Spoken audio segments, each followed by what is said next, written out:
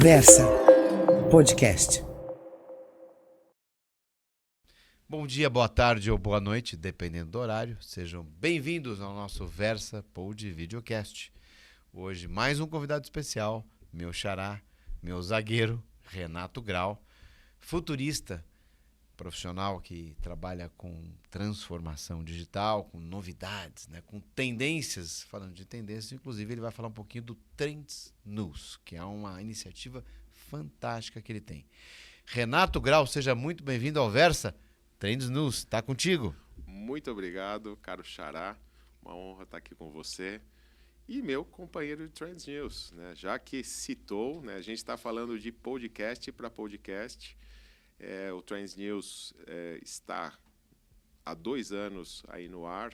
O ano passado, 2022, ficou como os top 15 mais compartilhados e seguidos no Spotify. Top 15? Top 15 do mundo, exatamente. Mais compartilhados e seguidos. Top demais, hein? Pois é.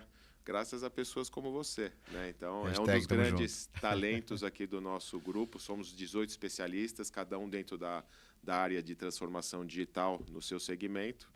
Renato, na área de direito digital, sem dúvida uma das referências do Brasil que nos honra muito. E a gente tem esse olhar de maneira transversal, cada especialista trazendo toda sexta-feira, das 8 às 9 da manhã, que a gente grava ao vivo e está disponível nas nossas redes, @TrendsNews ou Trends News Talks. E, por favor, nos sigam e vocês vão ver insights de tudo que tem de última tendência e novidade nesse mundo, dentro da palavra. Normalmente, cada sexta-feira trabalham de 8 a 10 especialistas e a gente traz pílulas de conhecimento para vocês. É muito interessante. Inclusive, eu pensei aqui, vou dar uma dica aqui. Dica não, uma sugestão para o Grau, já que é ao vivo, quem sabe a gente não consiga aí abrir para algumas perguntas da audiência, né? Não sei, vamos deixar aqui para o Grau avaliar. Não, mas você sabe que agora, para quem não sabe, nós começamos no Clubhouse e chegamos agora na última sexta-feira no episódio 101 e no episódio 100, que foi gravado nesse estúdio aqui com o apoio do Versa Podcast, que foi uma delícia, a gente fez híbrido. A gente, nas nossas redes, principalmente YouTube e LinkedIn, a participação está crescendo da galera. Muita gente comentando, perguntando, e a gente está colocando as perguntas lá na tela, porque não é só o áudio, a gente está deixando versão em vídeo também, assim como o Versa.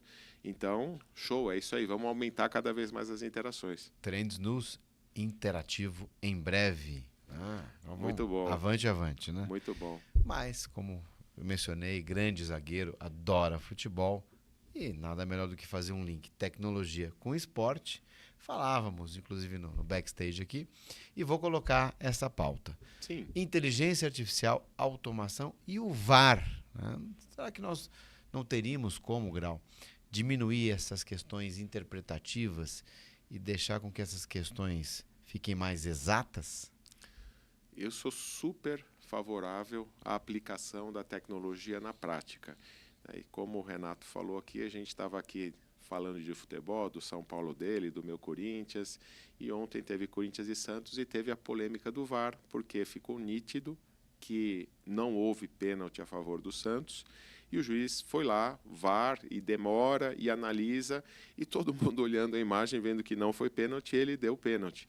Então, eu acho que dentro das questões aí mais tecnológicas, né, você aplicar os conceitos de aprendizagem de máquina, de visão computacional, a gente vai caminhar para alguma coisa que dependa menos do ser humano. Então, já se foi colocada a hipótese de colocar um VAR com análise de vídeo para melhorar essas questões de subjetividade que a gente tem nas decisões de futebol, e a gente foi para um outro nível de subjetividade. Então, a gente tem bastante tecnologia, mas ainda a gente tem os seres humanos apertando vai e volta, linha para cá, linha para lá, e a decisão, no final de contas, é o ser humano. E eu acho que a gente olhando tudo o que está acontecendo em relação à tecnologia, inteligência artificial, aprendizagem de máquina, visão computacional, vai chegar numa solução de você analisar de maneira automática aquele vídeo, colocar todas as regras de futebol neles e não precisar mais ficar minutos e minutos e parando e vai e volta, já toma a decisão e segue o jogo, né? E segue o jogo, enfim. Sim. É só tomar cuidado para não ter um bias, né, que a gente chama o viés discriminatório. Imagina um programador que torce para um time fazer algum código de rotinas, alguma coisa na programação para privilegiar ou diminuir o tempo para esse ou para aquele time. Mas isso é uma questão, inclusive, interessante do direito. Sim. Projeto de lei, discutimos esses controles quando a programação aí pode apresentar um risco excessivo ou um alto risco. Mas por que não, né, automatizar mais aí o VAR? E já que estamos falando de VAR, de automação, de transformação digital, de tecnologia, especialidade do Grau, fazer um link aqui também com os esportes, né, com os esportes eletrônicos. O Brasil hoje tem quase 50 milhões, se não me engano, 50 milhões de pessoas que acompanham ou participam ou jogam, né, jogos eletrônicos. O que você acha nessa transformação digital, que é o teu tema? Sim. Você acha que isso vai continuar em evolução? As pessoas vão acabar prestigiando mais esses jogos eletrônicos ou vamos dar uma parada? Não, é o caminho sem volta. Eu acho que a questão dos jogos, dos games, não são só relacionados mais à diversão. Inclusive nas empresas, o conceito de gamificação está cada vez mais intenso o uso, porque é muito mais divertido você fazer algo no sentido de um game e você ter desafios e prêmios, bonificações, badges, do que aquelas interações tradicionais que agregam um pouco valor. Então, e aí a gente volta para algumas questões de tendências tecnológicas, né? Olhando para o futuro, a questão de metaverso, que virou um hype, né? Todo mundo, não, agora é tudo metaverso, o Facebook mudou para Meta, e aí saiu lá do top do hype para o vale da desilusão, como se fosse uma tecnologia que fosse inútil. Na verdade, foi mal explorado o conceito, né? Porque o conceito de metaverso é quando a gente não souber se a gente está fazendo essa reunião física ou virtual, se você está aqui realmente ou não. Mas a gente não tem tecnologia para isso. Então lançaram o conceito de metaverso, não tem banda de internet, não tem processamento, os próprios devices, eles não são tão naturais, né? Os óculos causam tontura em muita gente, é cansativo, é complexo.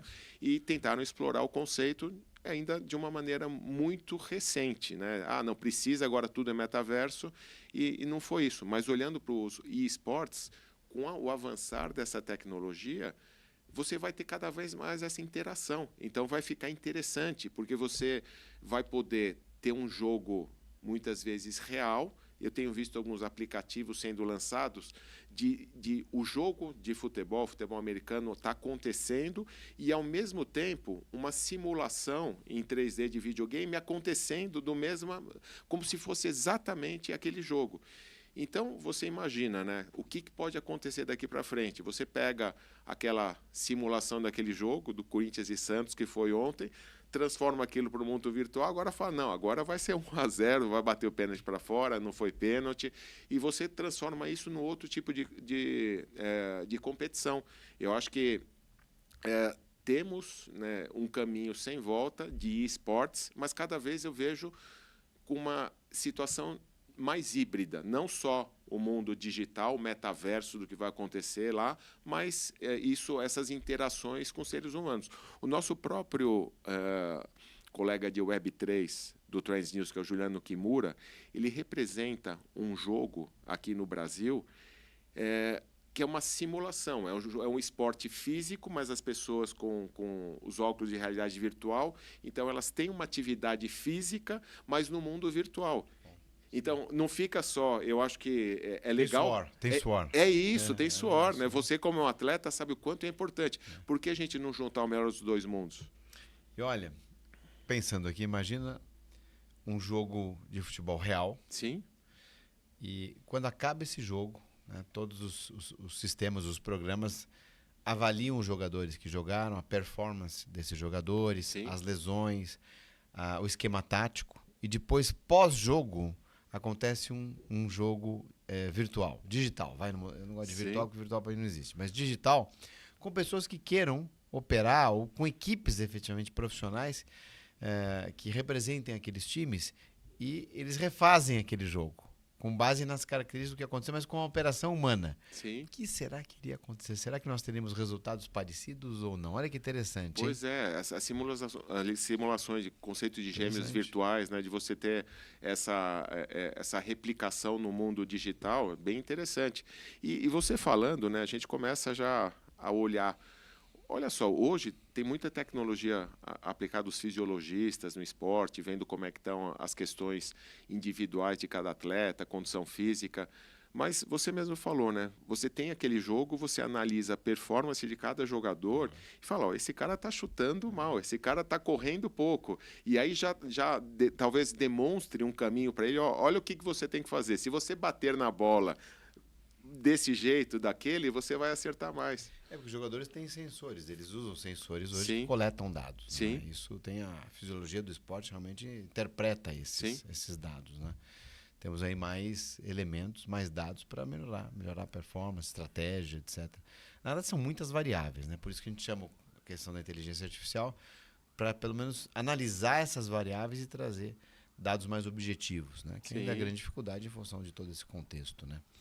Mas, Grau, falamos aqui, então, de VAR, da automação do VAR, falamos de games, você falou do meta, inclusive, dessa interação que eu concordo contigo, né? Quando a gente tem algo que ainda é complexo, caro, muitas vezes, novo, difícil de ser absorvido, nem todos os devices ou conexões são compatíveis, a tendência disso é não escalar. Vem num momento que não é momento inadequado. A história do iPhone foi mais ou menos parecida, do iPad, enfim, etc.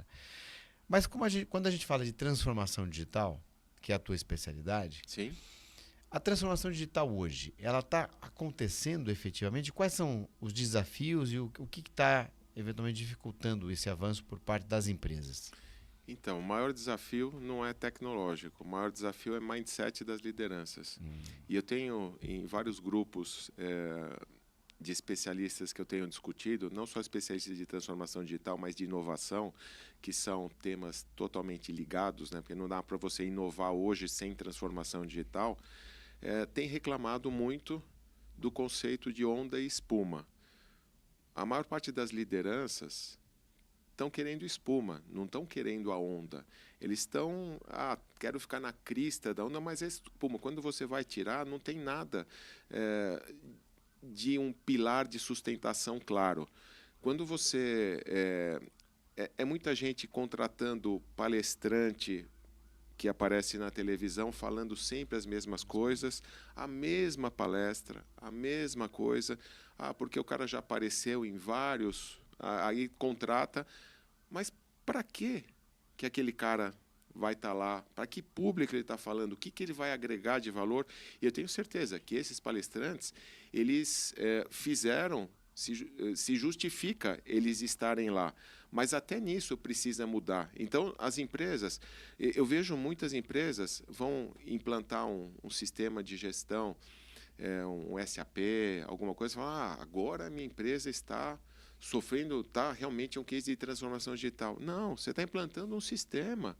A transformação digital ela é muito mais ampla, é uma jornada composta de muitos ciclos, né? E é um dos aprendizados que eu tenho em muitos anos. Minha formação de engenheiro, eu sempre trabalhei muito com enfoque técnico, tecnológico, de olhar tecnológico e negócio, né? Você olha para o negócio, o que a tecnologia pode fazer para o negócio, aumentar resultado, diminuir custo, aumentar a receita, o que aquela tecnologia pode fazer para o negócio.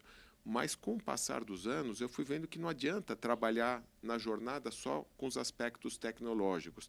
Tem que trabalhar com os chamados aspectos emocionais.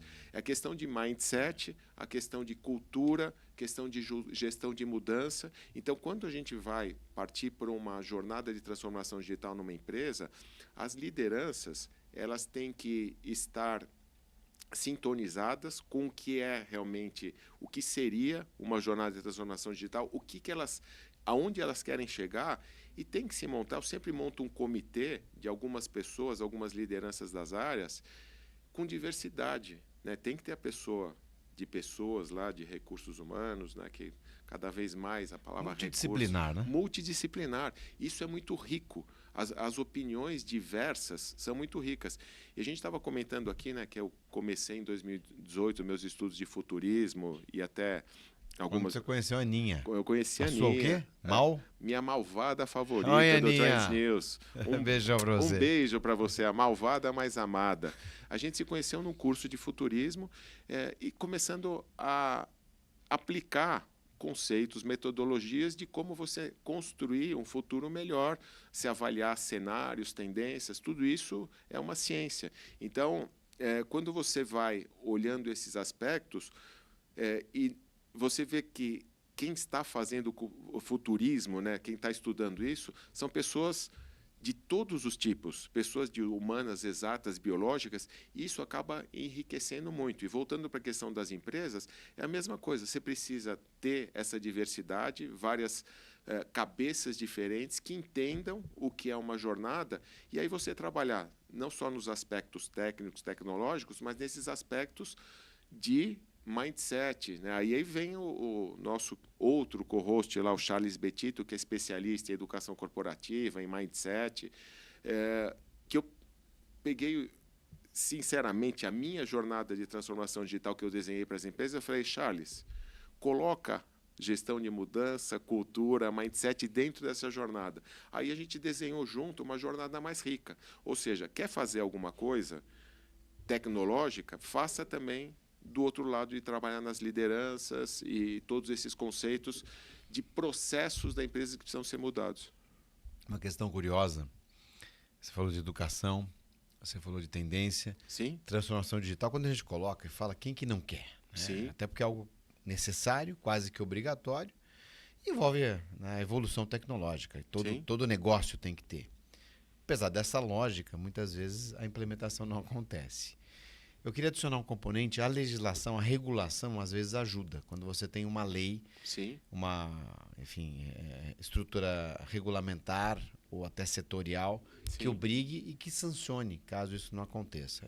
A Lei Geral de Proteção de Dados é um exemplo. O futuro marco de inteligência artificial também será um exemplo. O Marco Civil ajudou em algumas coisas também. A gente está engordando essa estrutura regulatória. Isso, por ser a minha área do digital, acho que ajuda também. Sim. Mas tem o componente da percepção, que é curioso, que não é tão lógico.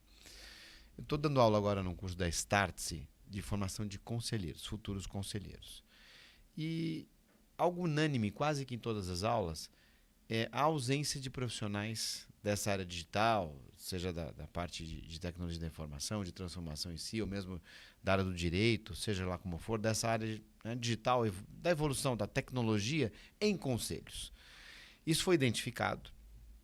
Parece que há efetivamente um atraso com relação a isso, mas a curiosidade vem quando a gente questiona. Todo mundo acha bom, mas ninguém implementa, ou não se implementa como deveria. Então é curioso, né, Grau? Todo mundo acha bom, todo mundo acha que tem que ter, mas na prática, quando você fala, vamos fazer, isso não acontece. Por quê? Você tem uma resposta para isso? Eu acho que volta ao exemplo que eu dei da espuma e da onda. Transformação digital é complexo. Não é simplesmente a implantação de uma tecnologia, de um sistema, do SAP que eu comentei. É uma jornada e que eu cheguei em pontos que eu mesmo aprendi com o passar dos anos, que a gente tem que trabalhar em pontos que você não achava que era transformação digital. Então, você trabalhar em mindset, gestão de mudança, cultura organizacional, não eram temas que você trabalhava dentro de uma transformação digital. Agora a gente vê o quanto é importante. E a questão de conselhos, a gente realmente vê que falta muito esse mindset de inovação, de transformação digital, de entender o conceito de uma maneira mais profunda. E até, né, já linkando os assuntos, né,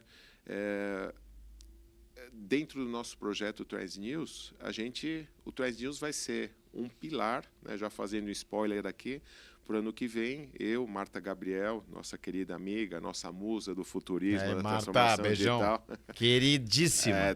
Total. E a gente vai, vendo essa lacuna que existe no mercado com as lideranças, a gente está estruturando uma formação executiva, MBA, para essas lideranças, baseada em trilhas de visão, futurismo, negócios e tecnologias. Mas olhando tudo isso e mostrando para as lideranças como que elas podem usar isso na prática nos negócios. É a questão do VAR. É um exemplo de aplicação de tecnologia. Agora, isso é uma areiazinha, um grão de areia num deserto. Quanto a gente pode explorar mais se as pessoas, essas lideranças e conselheiros, tiverem conscientizados do que realmente é? Eu acho que essas pessoas precisam sair da espuma e aprofundar na onda. Aí sim vai chegar a algum lugar. Falou da Marta, eu lembro logo no começo, um ano e meio atrás, Sim. nós participamos de uma das primeiras reuniões com avatares, usando realidade, né? Sim. Artificial, enfim, não era aumentada, artificial, dentro do ambiente de metaverso. E aí eu tava brincando, o cara tava do meu lado, era aquele momento que não tinha perninha ainda, lembra?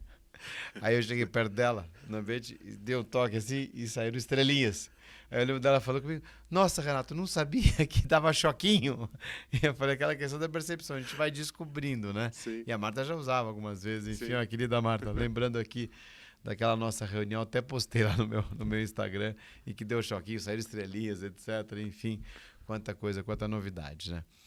Grau, tendências. Sim. Né? O que você arrisca de palpite para os próximos 2 anos? O que deve acontecer? E vou aproveitar aqui e já deixar um pitaco. Nas críticas até que eu faço da própria IA, que ainda é lógica, portanto previsível, Sim. mas já existem doutrinadores, cientistas já falando que talvez em 2030 nós estejamos aí próximos de começar a ver experiências ou até atividades relacionadas à computação quântica. Sim. O que você acha de tendências para os próximos anos aqui? O que você arrisca? Quais são os desafios e as preocupações? Muito bom. Eu acho que a gente está numa fase de transição em relação ao que vai acontecer daqui para frente, desde o final do ano passado, com o lançamento do ChatGPT, que eu brinco que não é o ACDC antes de Cristo e depois de Cristo, agora o ACDC é antes do ChatGPT e depois do ChatGPT. Inclusive fizemos um painel do Trends News no Hacktown faz 2, 3 meses, lá no interior de São Paulo.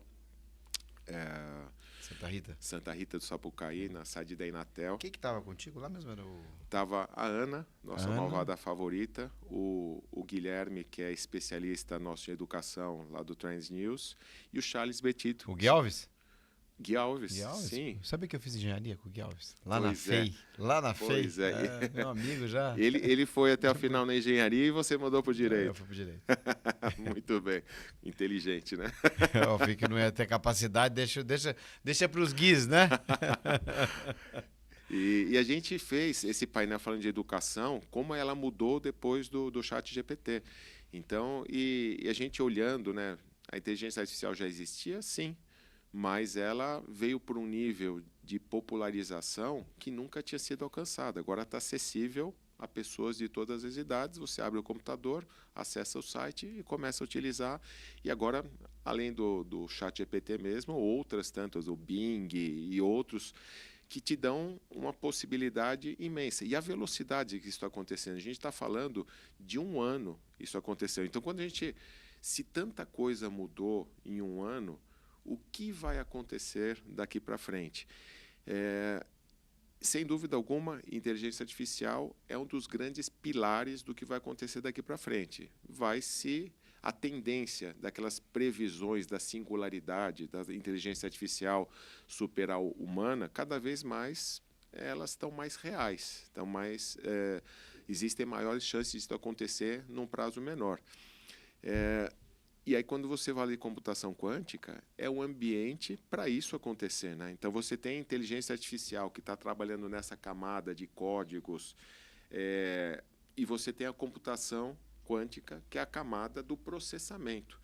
Então, a computação quântica realmente está tendo um avanço absurdo, você já consegue fazer hoje, você acessar o site de alguns fabricantes e brincar um pouco com códigos ali de computação quântica. É um outro conceito, tem muita coisa para acontecer, mas também está acontecendo de uma maneira acelerada. Então, se em 1 ano nosso mundo já mudou com tudo isso, Imagina quando a computação quântica tiver num nível mais comercial, com a inteligência artificial em cima, com tanta coisa sendo acelerada. E ela é perigosa, a quântica? Então, ela em si não é perigosa. Os efeitos dela podem ser, né? O principal risco que as pessoas já falam, vai quebrar todas as senhas, códigos de segurança, sim.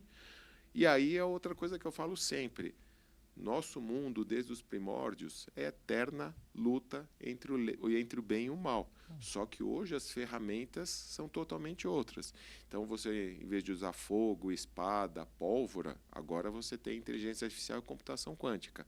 É um risco, sim, mas vai estar o pessoal, os hackers do mal e os hackers do bem, cada um trabalhando. Então, um vai quebrar o código, o outro vai colocar o novo. E segue a vida, né?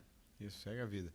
E do ponto de vista comportamental, será que isso não é muito para o ser humano? Será que nós seremos capazes de compreender, interpretar, de gostar disso? Porque eu vejo, por exemplo, vamos usar um exemplozinho, e aqui chegando já perto do final, um exemplozinho do saque, né? Então, hoje você tem muitos atendimentos que acontecem de forma automatizada, né? Via bots, etc. Sim. Eu vejo muita gente já falando, eu quero falar com o humano, né? Será que nós também, por outro lado, não caminhamos para dar um passo para trás desse futuro excesso de automação? Então, a questão é que já a gente não sabe se a gente vai estar falando com o humano ou não. Esse já é um ponto fundamental. Não sei se você chegou a testar, faz 1 semana, 10 dias, o ChatGPT lançou a versão de interação com voz no celular. Você só uma conversa de voz. Por áudio. Por áudio.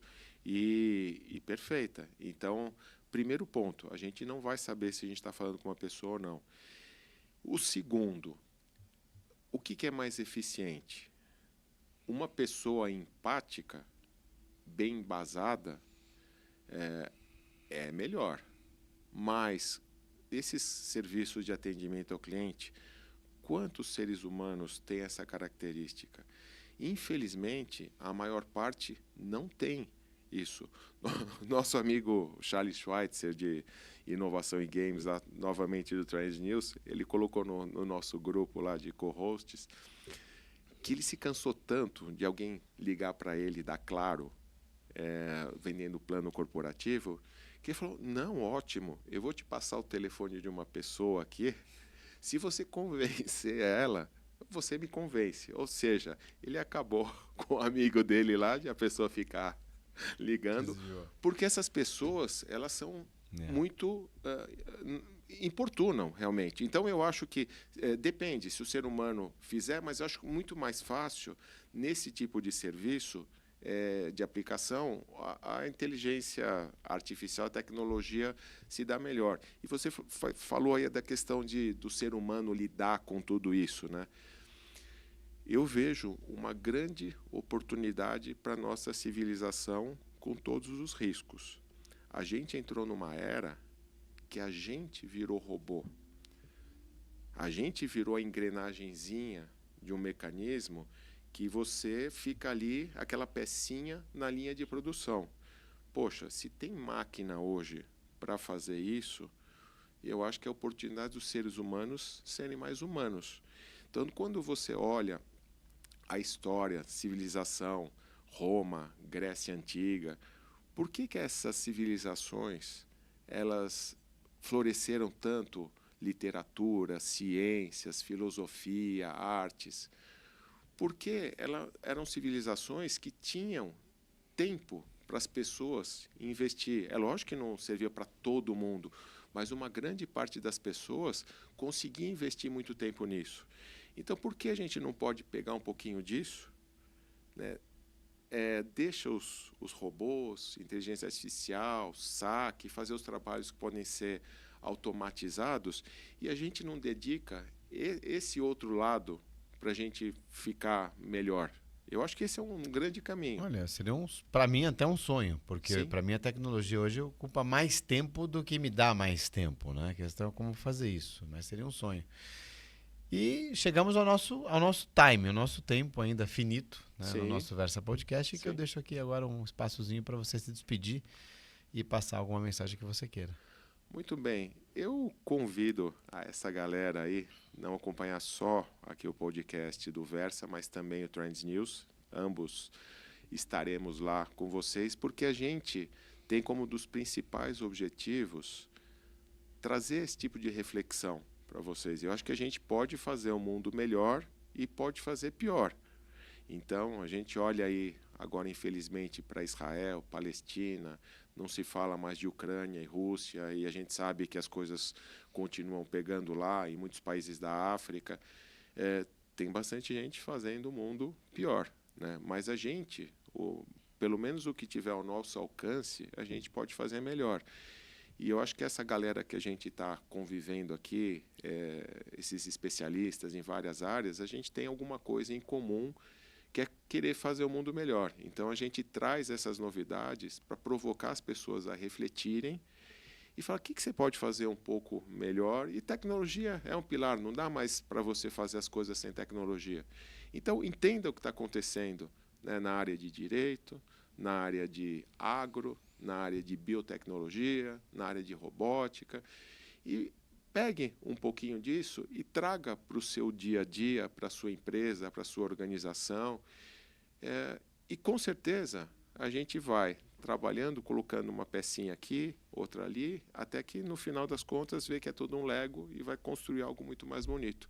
Então eu acho que a gente tem condições de fazer isso através da tecnologia e acho importante essa conscientização de quem está assistindo, ouvindo aqui os nossos podcasts, que tragam isso e apliquem isso nas suas vidas pessoais e profissionais. Renato Grau, muito obrigado aqui por ter aceitado o nosso convite, por esse bate-papo futurístico muito interessante também. Quero agradecer aqui do fundo do coração. E semana que vem temos o Castilho de volta. Essa semana aqui ele tirou um pouquinho para dar uma descansada, né, Castilho? Mas semana que vem está com a gente. Grau, mais uma vez, muito obrigado. Até a próxima. Fiquem bem, fiquem com Deus. Abraços.